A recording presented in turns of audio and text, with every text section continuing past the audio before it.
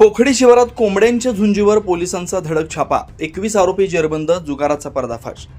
तालुक्यातील पोखडी शिवारात अवैध कोंबड्यांच्या झुंजी लावून जुगार खेळणाऱ्या टोळीवर स्थानिक गुन्हे शाखेने धडक कारवाई करत तब्बल 21 आरोपींना रंगेहात पकडलं। या कारवाईत 24,700 रुपयांचा मुद्देमाल जप्त करण्यात आला आहे। घटनेमुळे परिसरात मोठी खळबळ उडाली आहे। 29 मार्च 26 रोजी स्थानिक गुन्हे शाखेचे पोलीस निरीक्षक किरण कुमार कबाडी यांच्या आदेशान्वये पथक MIDC पोलीस ठाणे हद्दीत पेट्रोलिंग करत असताना पोखडी गावाजवळील पिंपळगाव उजनी रोड लगत एका मोकळ्या जागेत कापडी मंडप टाकून कोंबड्यांच्या झुंजीवर पैशांची पैज लावून जुगार सुरू असल्याची गोपनीय माहिती मिळाली।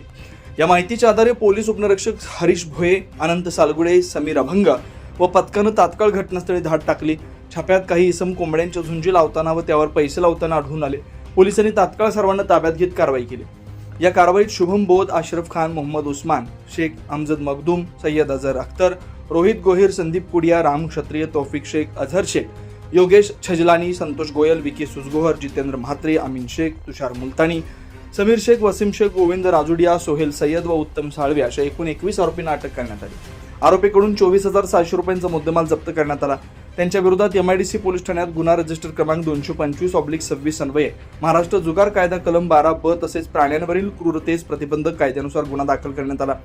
ही कारवाई पोलीस अधीक्षक सोमनाथ घारगे यांच्या मार्गदर्शनाखाली करण्यात आली। पुढील तपास MIDC पोलीस ठाणे करत आहे। अवैध जुगार व प्राण्यांवरील अत्याचार विरोधात पोलिसांची धडक मोहीम सुरूच आहे।